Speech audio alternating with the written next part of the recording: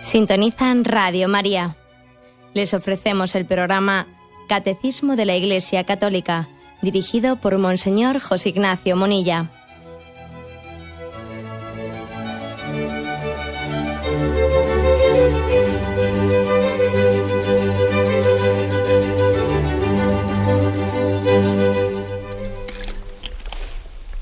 Un cordial saludo a todos los oyentes de Radio María. Un día más, con la gracia del Señor, proseguimos el comentario del Catecismo de nuestra Madre la Iglesia y nos adentramos hoy en un mandamiento más, el último, el 10º mandamiento.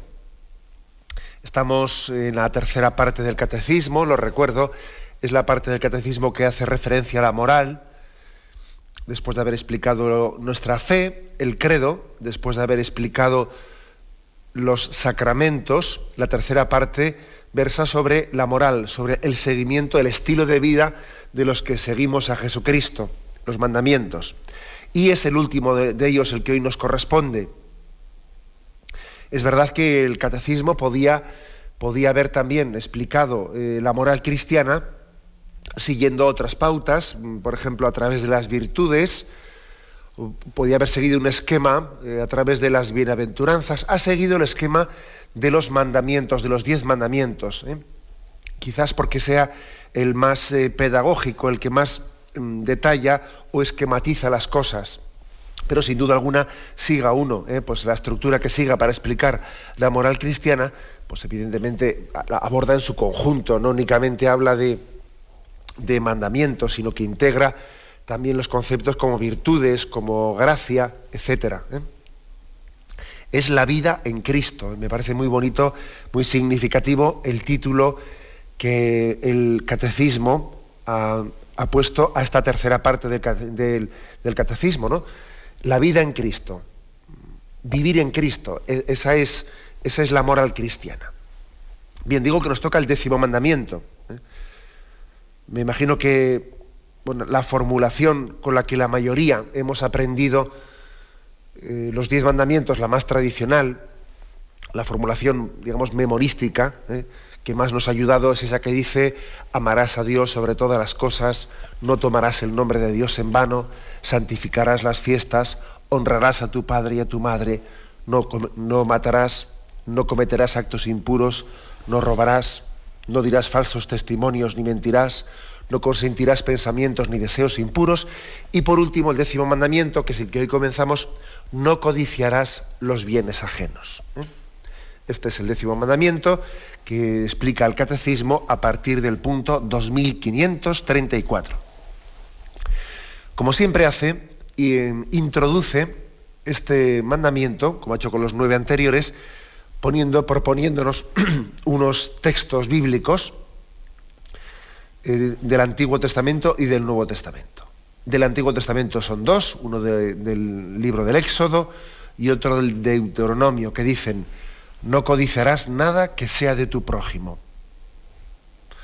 Y el Deuteronomio dice: no desearás su casa, su campo, su siervo o su sierva, su buey o su asno, nada que sea de tu prójimo.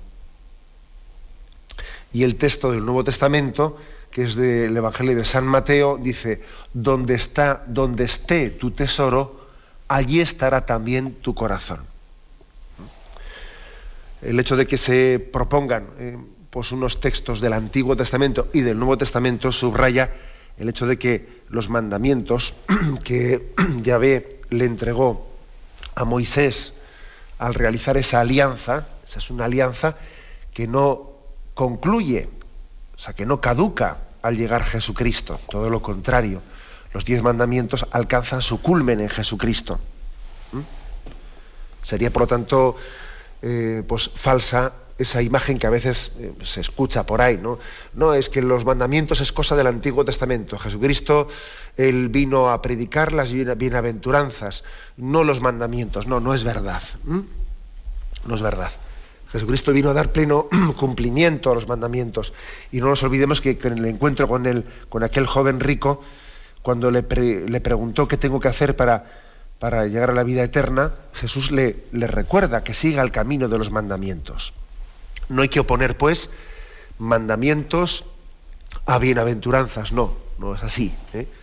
Se integra plenamente una cosa en la otra. Es verdad que las bienaventuranzas nos dan un espíritu, el espíritu de Cristo, para vivir los mandamientos. Por eso aquí se nos propone textos del Antiguo Testamento que culminan en el Nuevo Testamento. Pero es verdad que en el Nuevo Testamento se nos da un espíritu, el espíritu, el de Jesucristo, para poder comprender bien, para poder vivir la moral que Moisés recibió en esos 10 mandamientos, vivirla desde el Espíritu de Cristo. Entonces los dos textos del Antiguo Testamento se limitan más bien a prohibir lo que es la codicia del bien ajeno, ¿no? La literalidad, la materialidad. Aquí dice, pues, no codiciarás lo que sea de tu prójimo, su casa, su campo, su siervo, su sierva, su buey, su asno. Y sin embargo se nos da una clave de comprensión de cómo vivir, cómo llevar a la vida esta prohibición. Se nos da la clave en Mateo 6, es la clave. Mira, donde esté tu tesoro, allí estará tu corazón. Por lo tanto, una primera consideración podría ser esta. El 9º mandamiento el 10º mandamiento en el que estamos, también el 9º, o sea, estos 2 mandamientos que son mandamientos que hacen referencia al deseo del corazón. Si el 9º mandamiento hace referencia, es como complementa el 6º mandamiento, pero en cuanto a los deseos del corazón, con la pureza, con el 10º mandamiento pasa lo mismo con respecto al 7º mandamiento, no robar, es complementado con el 10º, no codiciar. Bien, pues estos 2 mandamientos, el 9º y el 10º, ahora estamos en el 10º en este programa de hoy, ¿no? Están como delatando las prioridades de nuestro corazón. Yo diría que son como un pequeño espejo que deja al descubierto dónde está nuestro corazón. Donde esté tu tesoro, allí está tu corazón. Las codicias, las envidias, te desnudan, te dejan al descubierto dónde está tu corazón. Uno a veces puede hacer afirmaciones, ¿no? Como decir, sí, bueno, para mí Dios es lo primero, etcétera, etcétera. Teóricas, ¿no? Teóricas, afirmaciones, digamos, un poco de formulación literal de catecismo, ¿no? Y luego resulta que es como si el Señor nos desnudase, como le ocurrió al joven rico, que el joven rico se presenta delante de Jesús diciendo, yo quiero seguir, ¿qué tengo que hacer para llegar a la vida eterna? Y parece que este joven, pues qué bien, ¿no? Estábamos deseando encontrar un joven que preguntase directamente qué debo de hacer, qué espera Dios de mí. Yo quiero seguir los mandamientos, etcétera. Pero resulta que Jesús le descubre, le desnuda para que él mismo se percate de que su tesoro no es verdad que está en Dios. Su tesoro está en sus bienes. Bueno, pues esto es lo que ocurre con el 10º mandamiento, ¿no? Que deja al descubierto la idolatría del corazón. La idolatría. Mira, si no amas a Dios sobre todas las cosas, y ahora entramos en conexión con el primer mandamiento, vas a ver cómo quedas al desnudo al comprobar cómo tu corazón tiene otros ídolos.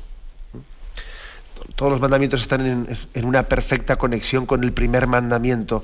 Amarás a Dios sobre todas las cosas.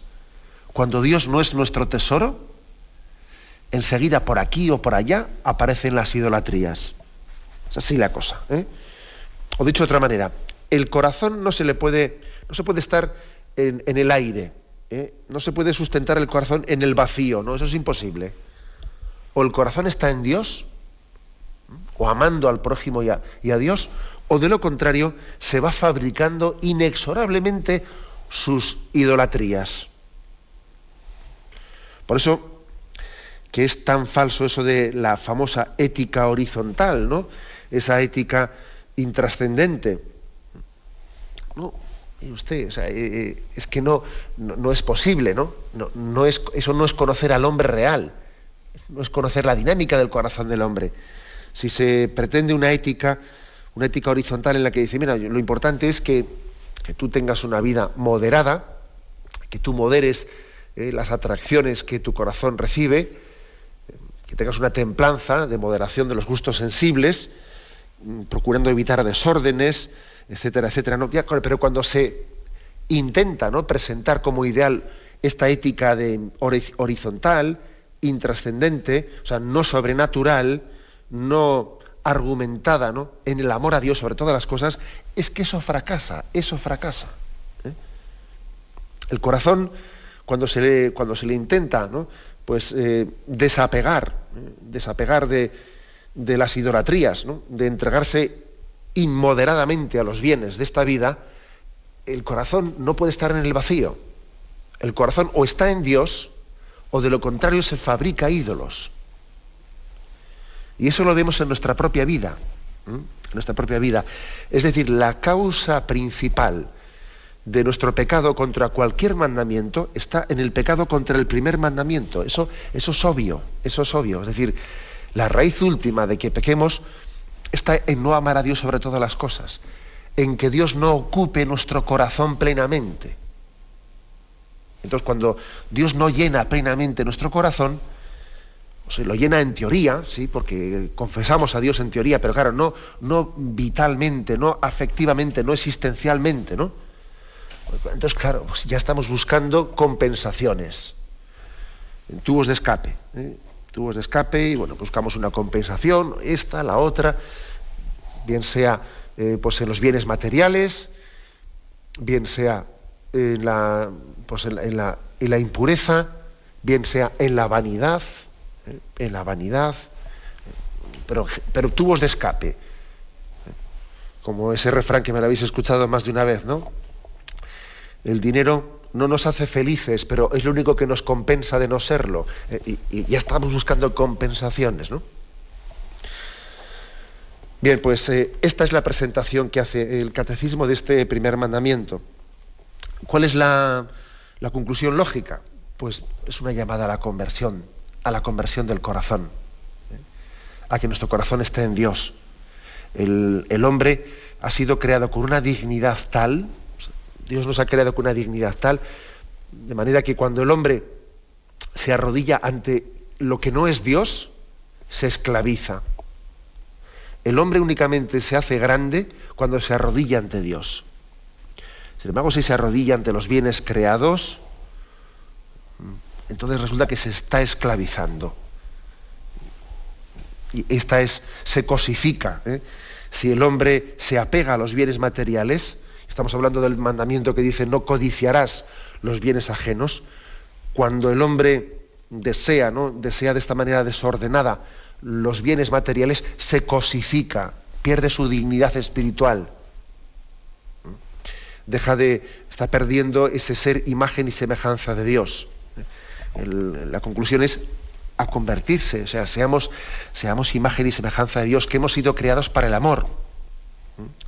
Hemos sido creados, nuestro corazón solamente va a ser feliz cuando esté entregado al amor del que ha nacido y para el que ha sido creado. Venimos del amor de Dios, y a ese amor estamos destinados. Bien, tenemos un momento de reflexión y continuamos enseguida.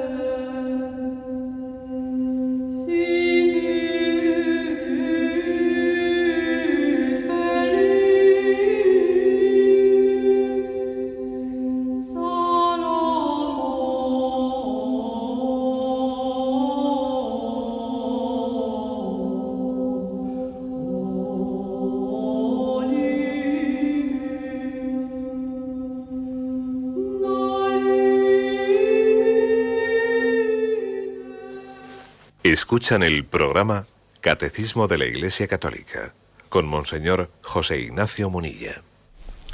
Estamos en el punto 2534, inicio de la explicación del 10º mandamiento. No codiciarás los bienes ajenos. Y dice así este punto. El 10º mandamiento desdobla y completa el 9º, que versa sobre la concupiscencia de la carne. Prohíbe la codicia del bien ajeno, raíz del robo, de la rapiña y del fraude, prohibidos por el 7º mandamiento. La concupiscencia de los ojos lleva a la violencia y la injusticia, prohibidas por el 5º precepto. La codicia tiene su origen, como la fornicación, en la idolatría condenada en las 3 primeras prescripciones de la ley. El 10º mandamiento se refiere a la intención del corazón.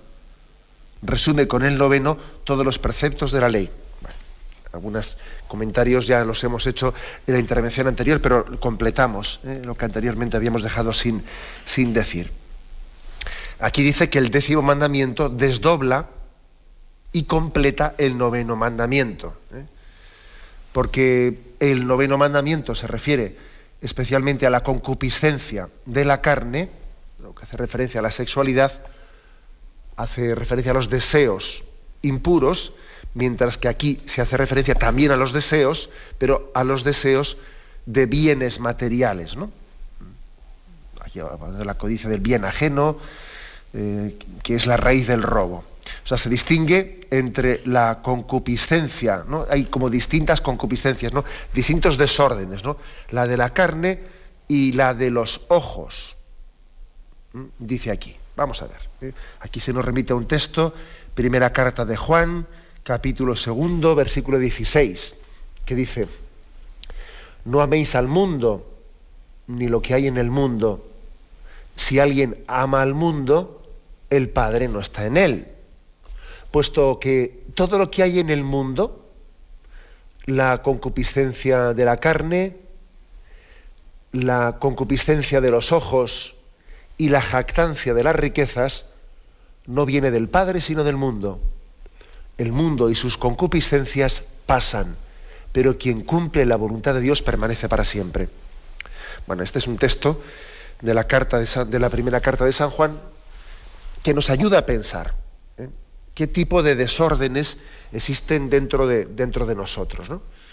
Y se distingue, aunque luego es cierto que la vida, todo esto está mezclado, no es que se den tentaciones químicamente puras, ¿no?, de la concupiscencia de la carne, y luego tentaciones químicamente puras que hagan referencia a los bienes materiales. No, todo esto se da mezclado, se da mezclado. Bien, pero sí que es bueno distinguir los tipos de tentaciones, porque aunque luego se den mezcladas, es bueno ver en nuestro corazón dónde están incidiendo especialmente, o cuál es la herida principal que existe dentro de nosotros, para ver también cómo atajar y cómo hacer frente a las tentaciones. Bueno, pues aquí se distingue concupiscencia de la carne, concupiscencia de los ojos, y la jactancia de las riquezas. La concupiscencia de la carne, bueno, pues es la que hemos explicado en el mandamiento anterior, cómo existe una herida del pecado original, a la que siempre se unen nuestros pecados personales que han podido crear hábitos desordenados, etcétera, que supone una distorsión entre sexualidad, afectividad y amor, y esa tendencia que existe de que la sexualidad sea entendida pues como una búsqueda venérea de placer. Esa tendencia, ¿no?, de vivencia animalizada de la sexualidad, divorciada de su vocación al amor, a la entrega, a la apertura a la vida. Bueno, pues esa es la concupiscencia de la carne que existe en nosotros, ¿no? La concupiscencia de los ojos, bueno, pues es la que hace más específicamente referencia al 10º mandamiento. Pues eso, ¿no? Eso que veo, eso que me encapricho de ello, ¿no? Y las cosas nos entran por los ojos, de manera que estamos en una especie de exteriorismo, siempre deseando lo que está afuera.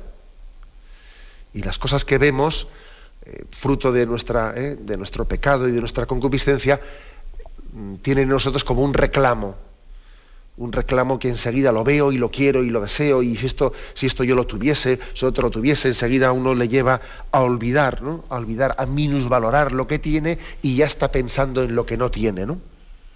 Como descentrado de sí mismo, siempre mirando para afuera. Las cosas parece, los bienes creados, que pueden llegar a tener una especie de embrujo en nosotros, embrujo. Ay, mira esto, y mira lo otro, y mira qué bonito esto, y cómo me atrae, pues eso, ¿no? El embrujo de los escaparates, si me permitís la comparación, ¿no? El embrujo de los escaparates, y cómo nos atraen las cosas, etcétera, ¿no? La publicidad, claro, tiene un resorte muy fuerte en nuestra concupiscencia de los ojos, ¿no? La publicidad está siempre buscando, tocándonos ese resorte de estar siempre deseando y envidiando lo que no tenemos. Mira esto, mira qué vestido tan bonito, mira lo otro, de una manera desmedida, claro, desmedida y desproporcionada, ¿no? Esta es la concupiscencia de los ojos, que también dice aquí. Y la jactancia de las riquezas. Bueno, que es un poco, yo creo que de estas tres cosas que dice San Juan, la concupiscencia de la carne, yo creo que está claro, se refiere pues a esa vivencia distorsionada de la sexualidad, ¿no? La concupiscencia de los ojos es lo que acabo de explicar, ¿no? Esa tendencia a envidiar los bienes materiales que no tengo. Y la jactancia de las riquezas, bueno, yo creo que está también ligado a esto último, jactarse de las riquezas, pero también hace referencia un poco a la vanidad misma, a la vanidad, a verme grande si yo poseo esto, poseo lo otro. O sea, me siento superior, me valoro a mí mismo por lo que tengo y no por lo que soy. Esto es la jactancia de las riquezas. La jactancia, tal y como aquí 1 Juan 2,16 está como dividiendo, ¿no? Subdividiendo en tres apartados: concupiscencia de la carne, concupiscencia de los ojos y, en tercer lugar, jactancia de las riquezas. Y aquí por riquezas entenderíamos el tener, sea lo que sea, ¿no? Me valoro por lo que tengo, ¿no? Porque los demás también me estimen por lo que yo tengo, que me envidien. Me siento grande, me siento importante si soy envidiado por los demás, ¿no? Bueno, esta es la pobreza del hombre, en la medida en que está sujeto y esclavo pues al pecado. Por eso Cristo, ¿no? nos está ofreciendo esta liberación. Bueno, en resumen, el 10º mandamiento aquí es descrito como concupiscencia de los ojos, ese poder de atracción que tienen los bienes materiales hacia nosotros, ¿no? de embrujarnos. Se insiste aquí que es la raíz de la violencia, Miqueas, se nos propone un texto, Miqueas 2:2. Hay de aquellos que meditan iniquidad, que traman maldad en sus lechos, y al despuntar la mañana lo ejecutan, porque está en poder de sus manos. Codician campos y los roban, casas y las usurpan. Hacen violencia al hombre y a su casa, al individuo y a su heredad. Por eso así dice Yahvé: he aquí que yo medito contra esta ralea una hora de infortunio de la que no podéis sustraeros. O sea, es decir, ese texto de Miqueas dice, primero han codiciado y luego roban. Y hacen violencia al hombre y a su casa. O sea que nadie ha pecado contra el 5.º mandamiento si primeramente no ha tenido esa especie de codicias interiores, ¿no? Ha codiciado y luego ha llevado a cabo un acto violento porque su corazón había sido robado, usurpado por los bienes materiales. Porque Dios no era su heredad, no era su heredad. Bueno, pues esta referencia nos está diciendo, fijaros que muchísimas, ¿no?, de las violencias que existen en nuestro entorno han comenzado en la codicia. ¿Cuántos problemas familiares y malas relaciones familiares también han comenzado en la codicia y en las discusiones por temas de dinero, etcétera, ¿no? O sea, qué importante es, por lo tanto, esa purificación de nuestro corazón. Un texto más que se nos ofrece, Sabiduría 14:12. También el Catecismo quiere que vayamos repasando estos textos para ver la raíz última, ¿no?, de este pecado del 10º mandamiento. Dice, por eso también habrá una visita para los ídolos de las naciones, porque son una abominación entre las criaturas de Dios, un escándalo para las almas de los hombres, un lazo para los pies de los insensatos. La invención de los ídolos fue el principio de la fornicación, su descubrimiento la corrupción de la vida. Es decir, comenzaron los ídolos y de ahí vino la corrupción de la vida, por entregarnos a falsos ídolos, por entregarnos a falsos dioses, ¿no? Y evidentemente el dinero, la vanidad, nuestra imagen, son esos falsos ídolos, detrás de los cuales viene inmediatamente el robo, viene la violencia. Como veis, está el Catecismo queriendo que ahondemos en las raíces del pecado, ¿no? Y se nos remite a un texto paralelo, que es el 2112. 2112, que dice, la idolatría. El primer mandamiento condena el politeísmo, exige al hombre no creer en otros dioses que el Dios verdadero, y no venerar otras divinidades que el único Dios. La Escritura recuerda constantemente este rechazo de ídolos, oro y plata, obra de manos de los hombres, que tienen boca y no hablan, ojos y no ven. Estos ídolos vanos hacen vano al que les da culto.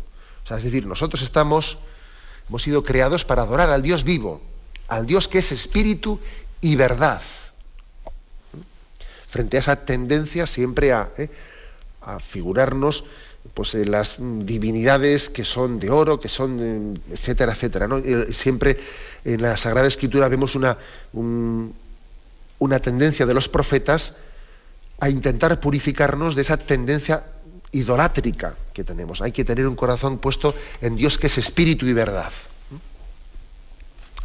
Y otro texto que se nos propone es el 2069, que dice: el decálogo, o sea, los 10 mandamientos, forman un todo indisociable. Cada una de las 10 palabras remite a cada una de las demás, y al conjunto se condicionan recíprocamente. No se puede honrar a otro sin bendecir a Dios, nuestro Creador. El decálogo unifica la vida teologal y la vida social del hombre. Bueno, creo que viene bien esta referencia como conclusión del punto que estamos aquí comentando. Estamos hablando del 10º mandamiento, pero el Catecismo nos recuerda, no te olvides que la única manera de vivir bien el 10º mandamiento es vivir bien los 9 primeros. Porque estamos hablando de seguir a Jesucristo, no de una faceta concreta de nuestra vida moral. Nosotros a veces solemos como fraccionar la vida diciendo, y a mí me va muy bien la vida, yo no tengo problemas especiales con los mandamientos, ¿no? Exceptuando el 10º mandamiento, que soy un poco envidioso, o exceptuando el 4º mandamiento, que con mis padres tengo problemas de relación, o exceptuando un 3er mandamiento, que tengo pereza para ir a misa los domingos, o exceptuando, y nos equivocamos en ello. No es verdad, ¿no? O sea, nos equivocamos cuando pensamos que podemos vivir la integridad de la vida moral exceptuando en algún punto concreto con el que tenemos algún problemilla. No, no es cierto. Todo está conjuntado, ¿no? Como dice aquí este punto, el decálogo forma un todo indisociable. Cada una de las 10 palabras de los 10 mandamientos remite a los demás. Por eso, vivir bien el 10º mandamiento es vivir bien los demás. Si amamos más al prójimo, si nos olvidamos más de nosotros mismos, si somos más generosos honrando a nuestros padres, etcétera, será más fácil que vivamos el 10º mandamiento. Décimo mandamiento. Creo que ya os puse en una ocasión un ejemplo para un poco subrayar esto, ¿no? El ejemplo que pone Santa Teresa de Jesús cuando habla de la oración, y lo pone como consejo a a las almas que tienen dificultad en hacer oración, se distraen, su oración es poco profunda, etcétera, ¿no? Entonces dice ella, haz una limosna generosa, de esas que te cuesta desprenderte de ese dinero y dáselo a los pobres. Vas a ver cómo ese día rezas mejor. Y dice, no, pero ¿qué tiene que ver? La oración, ¿no? El método de oración, de concentrarse bien con el hacer limosna. Por supuesto que tiene que ver, es que la vida moral no son departamentos estancos, desconexos uno de otro. Es que si tú te olvidas de ti mismo y haces una limosna generosa, vas a ver cómo rezas mejor. Por supuesto que rezas mejor. Y si te desprendes de determinadas comodidades y dejas de hacer de tu ego y de tu comodidad el punto último de tu vida, vas a ver cómo también rezas mejor, etcétera, ¿no? Aquí el catecismo nos subraya y nos recuerda que la vida moral no son, aunque nosotros la hayamos subdividido, pues es un todo, es un poner el corazón en Dios. Y poniendo el corazón en Dios, toda nuestra vida queda ordenada. Tenemos un momento de reflexión y continuamos enseguida.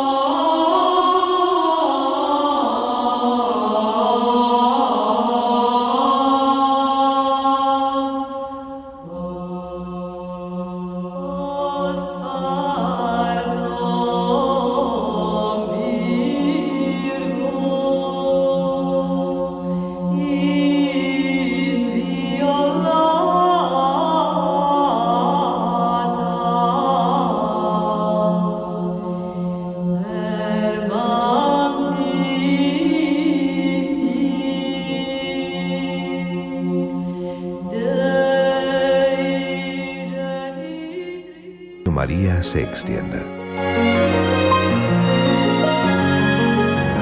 En nombre de todos, gracias.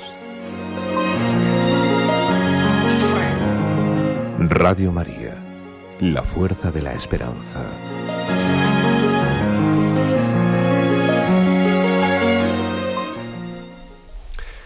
Continuamos en esta edición del Catecismo explicando el 10º mandamiento. Pasamos al punto 2535. Tiene como título El desorden de la concupiscencia. El apetito sensible nos impulsa a desear las cosas agradables que no poseemos. Así, desear comer cuando se tiene hambre o calentarse cuando se tiene frío. Estos deseos son buenos en sí mismos, pero con frecuencia no guardan la medida de la razón y nos empujan a codiciar injustamente lo que no es nuestro y pertenece o es debido a otra persona. Bueno, una explicación también básica de dónde parte también pues, el desorden que tenemos. Yo antes he empezado por arriba, diciendo cuando el corazón no está puesto en Dios, buscamos falsos ídolos. Es la razón, si queréis, teológica, ¿no? Aquí el catecismo añade una cosa más. Añade, bueno, es que además de eso, el origen del pecado contra el 10º mandamiento, por una parte saben que el corazón no está puesto en Dios, ¿no? Que Dios no es tu tesoro y te buscas tubos de escape, ¿no? Pero además también eso está unido, está reforzado por lo que es una tendencia natural en nosotros, que es el apetito sensible. O sea, que hay unas pasiones naturales que en sí mismas no son pecado, pero que sí que es verdad que están un tanto distorsionadas. O sea, distorsionadas fruto, pues, como siempre insistimos, del pecado original que nos ha herido y de nuestros pecados personales. Están distorsionadas. Se nos remite al punto 1767, allí se nos hablaba de esas pasiones naturales y se decía, en sí mismas no son ni buenas ni malas, solo reciben calificación moral en la medida en que dependen de la razón y de la voluntad. Las pasiones se llaman voluntarias o porque están ordenadas por la voluntad o porque la voluntad no se opone a ellas. tienen que estar, por lo tanto, reguladas por la razón. Sin embargo, cuando el hombre no gobierna sus pasiones naturales, cuando no las gobierna, cuando se deja arrastrar por ellas, bueno, pues está pecando. Está pecando porque no está utilizando, o sea, no está viviendo racionalmente y no está haciendo de esa voluntad que es imagen y semejanza de Dios, pues no está siendo dueño de su vida. Aquí tienes que hacer una opción, ¿no? O gobiernas tu vida, ¿no?, o gobiernas tus pasiones, o eres arrastrado por ellas. O eres tú el que te conduces, o eres tú el arrastrado, ¿no? Entonces, en ese sentido hay que decir que, bueno, pues es totalmente... Si no tuviésemos pasiones también, por otra parte, pues el hombre muchísimas cosas pues no las realizaría. O sea, es bueno que el hombre tenga una pasión por la vida, una pasión que también son instintos que al hombre le dan fuerza de actuación, le dan vigor. Le dan vigor. Me acuerdo que cuando en su día explicamos este tema aquí en el Catecismo, pusimos el ejemplo de los caballos que tiran, ¿no?, de un carromato. Los caballos tiran, pero luego tienen que ser conducidos por unas riendas que están como adaptando la fuerza de esos caballos a mi voluntad de allí donde yo quiero ir. Entonces, tan malo sería el no tener caballos para tirar, el que no existan pasiones naturales. La vida, o sea, uno no conduce solamente por las riendas. Como no haya caballos, uno no se mueve. Pero también es malo lo contrario, que existan caballos, pero que no existan riendas para conducirlos, ¿no? Entonces eso va desbocado y va al precipicio. Esta es, por lo tanto, la explicación natural. El Catecismo aquí conjuga la explicación sobrenatural, diciendo que el problema de nuestro pecado contra el 10º mandamiento está en que no tenemos puesto nuestro corazón en Dios, pero también da esa explicación natural, ¿no? Y eso se une con el hecho de que tenemos un desorden interior, una concupiscencia que tiene que ser ordenada, tiene que ser conducida. Y concluimos con el punto siguiente, el 2536, que completa este. Dice, el 10º mandamiento prohíbe la avaricia y el deseo de una apropiación inmoderada de los bienes terrenos. Prohíbe el deseo desordenado, nacido de la pasión inmoderada de las riquezas y de su poder. Prohíbe también el deseo de cometer una injusticia mediante la cual se dañaría al prójimo en sus bienes temporales. Bueno, me llama la atención el hecho de que hable de que la pasión inmoderada de las riquezas es un poder. Dice, se nos prohíbe el que los bienes materiales tengan poder sobre nosotros. No tienen que tener poder sobre nosotros. El hombre tiene que preservar su libertad. Está bien que yo tenga un deseo moderado de las cosas en la medida en que las necesito. Pero cuando resulta que las cosas me atraen no porque yo las necesite, sino porque tienen una especie de embrujo sobre mí que más que responder a una necesidad, me están creando necesidades, es que tienen un poder sobre mí. Tienen un poder del que yo tengo que liberarme. Repito la frase porque a mí me parece una frase muy potente esta. El 10º mandamiento prohíbe el deseo desordenado nacido de la pasión inmoderada de las riquezas y de su poder. O sea, que las riquezas pueden tener poder en nosotros. Lo estamos viendo continuamente, ¿no? Incluso yo diría que esta sociedad de consumo, en gran parte, se abre paso creando en nosotros necesidades donde no las hay. Donde no las hay, ¿no? La dinámica de el consumo que tiene que tener pues un aumento exponencial, ¿no? Pues hay que crear necesidades. Mira, y si no las tenemos, las creamos, porque tenemos que aumentar los beneficios, y para aumentar los beneficios hay que consumir más. Pero consumir más, si tenemos de todo ya, pues no importa, pues ya crearemos necesidades para que consumamos más. Y eso es un poder muy grande hacia el hombre. Y si uno no rompe esa dinámica, es un esclavo, es una piltrafa. Bien, pero a esto añade una explicación más, ¿no? prohíbe también el deseo de cometer una injusticia mediante la cual se dañaría al prójimo en sus bienes temporales. Y ahora se nos da este texto, un texto del Catecismo Romano. Cuando la ley nos dice no codiciarás, nos dice en otros términos que apartemos nuestros deseos de todo lo que no nos pertenece. Porque la sed del bien del prójimo es inmensa, infinita y jamás saciada. Como está escrito, el ojo del avaro no se satisface con su suerte. ¿Qué quiere decir esto? Pues quiere decir que muy fácilmente, detrás de esa especie de poder que tienen las cosas en nosotros, eso te acaba haciendo chocar con los demás. Parece que al principio es un problema tuyo con las cosas, pero enseguida va a ser un problema tuyo con las personas. ¿Sabes? Porque como esas cosas que están teniendo un poder sobre ti lo tienen otras personas, vas a ver cómo en poco tiempo pasas de chocarte con las cosas a chocarte con las personas. Y ya entonces tu competidor va a ser el otro, el que tiene lo que tú no tienes. Ya le hemos fastidiado. Al principio parecía algo pues más ingenuo, ¿no? Pero resulta que al final te ha llevado a incapacitarte para amar al prójimo. Y el prójimo es tu competidor. Fíjate tú, tu competidor, y ya está, ¿no? Y ya te has incapacitado para lo principal, para el mandamiento principal, que es el de amar al prójimo y amar a Dios. Ya está. En resumen, ¿no? Es curioso que, insisto aquí, como se demuestra que todo está interconexionado. Las cosas unas se implican unas a las otras, ¿no? Y el Señor nos pide que preservemos la libertad del corazón. Es imposible amar al prójimo si no se tiene un desprendimiento muy grande de los bienes materiales. Que no se puede. Amo al prójimo en la medida en que le valoro por lo que es, y que las relaciones interpersonales son para mí las prioritarias, ¿no? Y lo otro es muy secundario.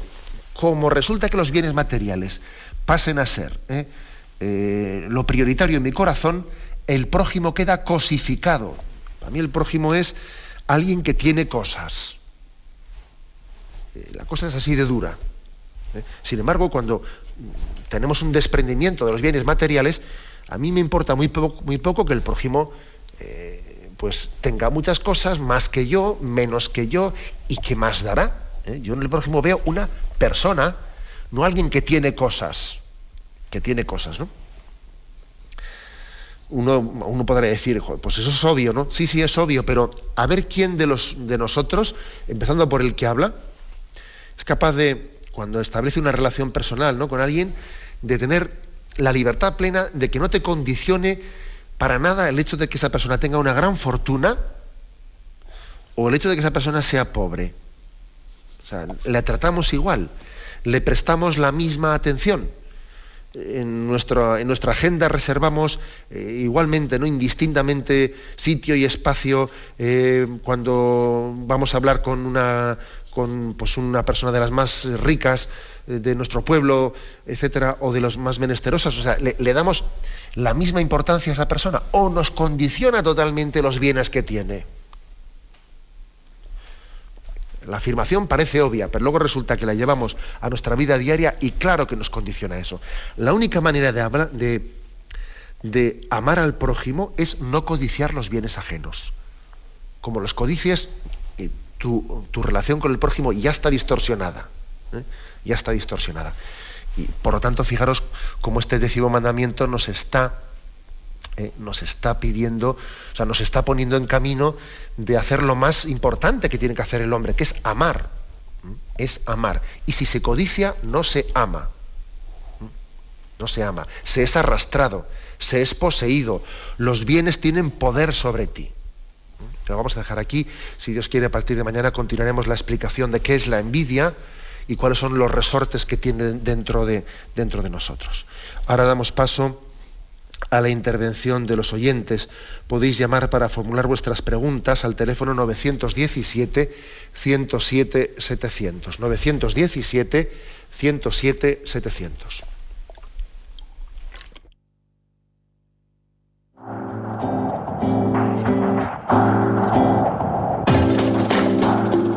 Estos voluntarios que dan su tiempo generosamente en el día a día. Un cordial saludo a todos los oyentes de Radio María. Un día más, con la gracia del Señor, proseguimos el comentario del Catecismo de nuestra Madre la Iglesia.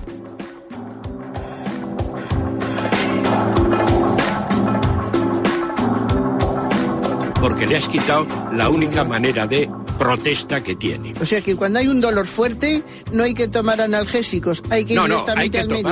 Sí, hay que, bien, pero no analgésicos fuertes para que se cometa el error de bloquear la defensa y no poder llegar al diagnóstico. Bien. ¿Le gustaría tener sus programas favoritos de Radio María para escuchar en cualquier momento? Llame y pídanos el programa que más le interesa en cualquiera de sus emisiones. Recogeremos su petición y sus datos completos para hacer el envío. Solo necesita un lector de CD o DVD que admita el formato de compresión MP3. Llame al 917-107-700 y atenderemos su petición encantados. Tome nota. 917-107-700. Radio María, más cerca de usted.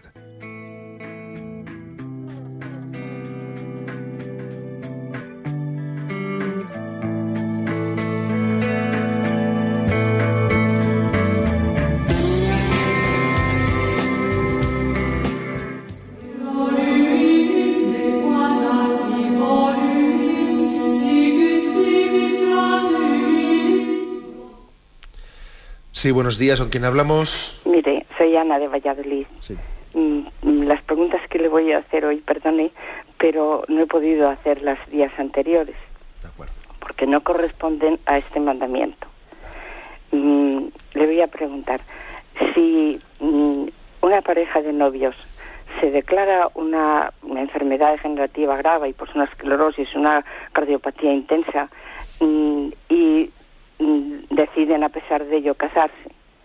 Dice en un folleto que he leído de la Comisión Episcopal, pues dice que el uso de los métodos naturales de regulación de la natalidad pueden graduar, pero no excluir nunca.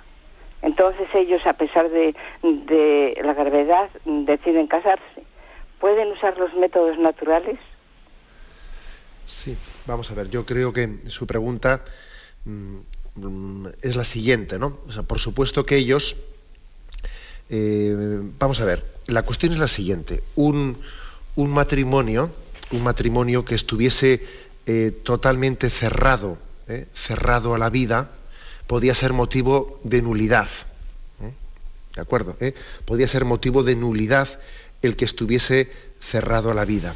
Ahora bien, sin embargo, puede haber motivos de salud serios, pues que hagan no conveniente, etcétera, pues un embarazo.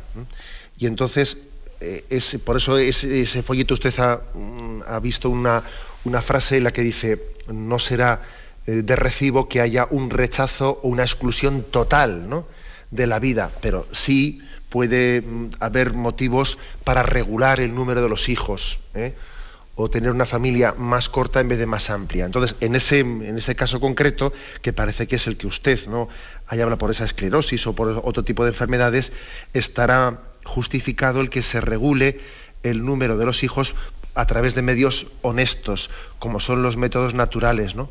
No será nunca lícito recurrir a métodos indignos, como son los métodos artificiales del control de la natalidad, pero sí será proporcionado el limitar, ¿no?, el regular los nacimientos de los hijos a través de métodos honestos, como son métodos naturales. Yo creo que ese es un poco, quiero haber contestado la pregunta que usted me ha formulado. Adelante, damos paso a un siguiente oyente. Buenos días. Buenos días. Buenos días, sí, le escuchamos. Oiga, por favor, ¿el destino existe? El destino. El destino. Ahí se ha muerto fulano. Es que Dios lo tenía así. Bien, de acuerdo. Vamos a ver, pues... sí, claro, la palabra destino, a ver qué es lo que es. A mí me suele gustar mucho más hablar de providencia que de destino. No lo sé, porque la palabra providencia siempre hace referencia al Dios providente, al Dios que cuida de nosotros, ¿no? Si por providencia o por destino, pero en el sentido católico de la palabra, se entiende que el futuro Dios lo conoce, claro, Dios conoce el pasado, el presente y el futuro. Entonces, Dios sabe cuándo nosotros nos moriremos, ¿no? Entonces, en ese sentido, sí existe el destino. Sí existe el destino. Ahora, si por destino entendemos otra cosa, ¿no?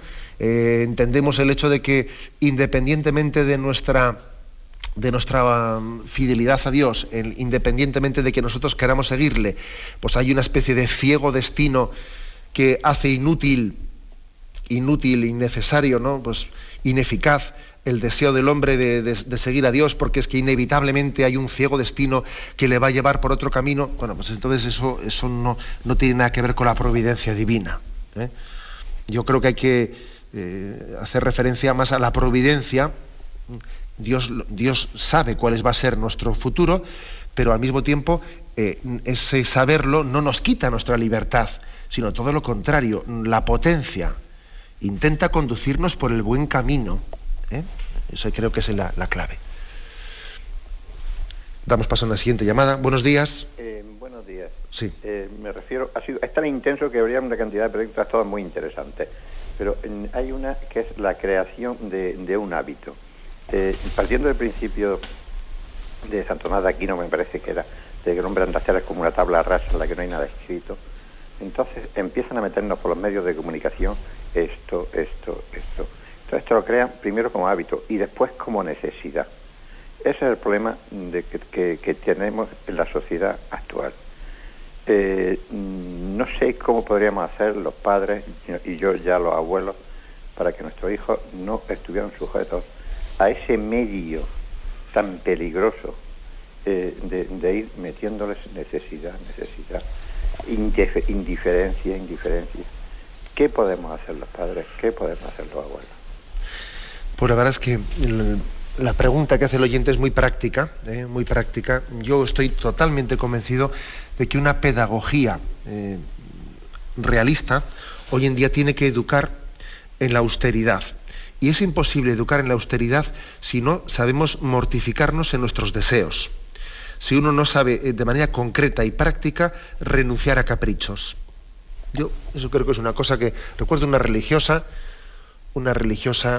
bueno, pues de las auxiliadoras de las Amas de Purgatorio, que fue mi catequista de pequeñito, allí cuando hice la primera comunión, etcétera, y una cosa que nos inculcaba con claridad era la importancia de saber renunciar a ciertos caprichos, ¿no?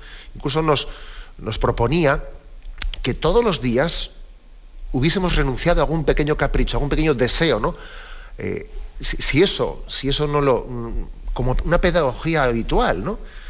Si no lo hemos inculcado, al final no somos dueños, al final no somos señores de nuestra vida, sino que somos arrastrados en ella.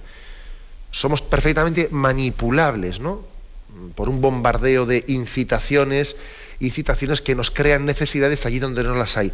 La única manera de que el hombre mantenga su señorío frente a los bienes materiales es que se haya ejercitado a través de la negación de algunos caprichos concretos, se haya ejercitado en la austeridad. Solamente así él elegirá lo que necesite, en vez de ser pues un objeto de un campo de experimentaciones, ¿no? de todo tipo de incitaciones que se nos vienen desde el exterior, ¿eh? Por lo tanto, no tenerle miedo a la palabra mortificación. Parece que la palabra austeridad está mejor vista. Está mejor vista, sí, pero la austeridad no se alcanza sin la mortificación, ¿sabéis?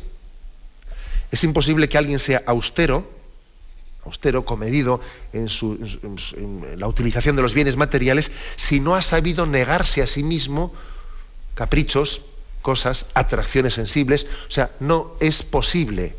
Hay que saber decir no para tener moderación.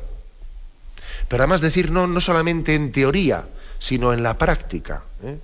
La mortificación es del todo necesaria para tener señorío, para tener capacidad de ver qué es lo que me conviene, qué es lo que me conviene, que no me cueste decir que no. Pongo un ejemplo, ¿no?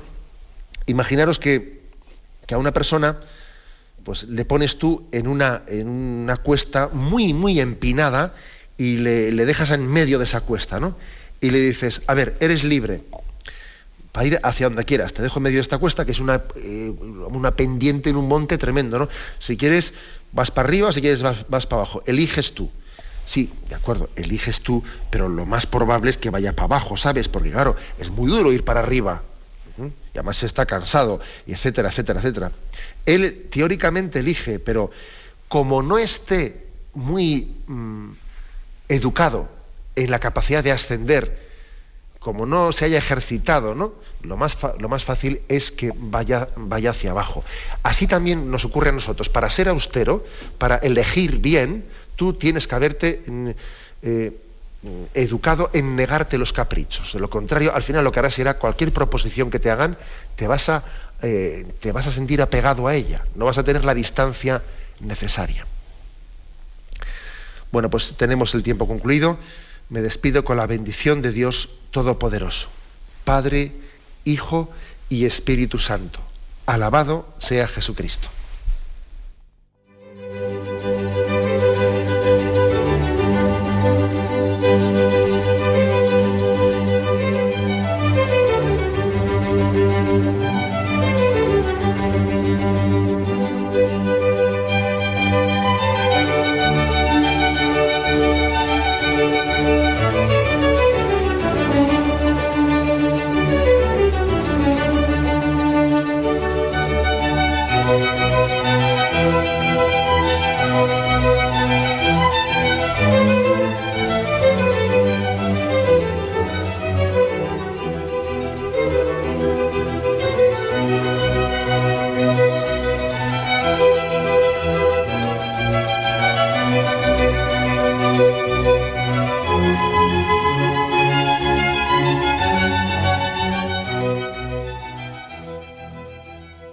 Les hemos ofrecido el programa Catecismo de la Iglesia Católica, dirigido por Monseñor José Ignacio Munilla.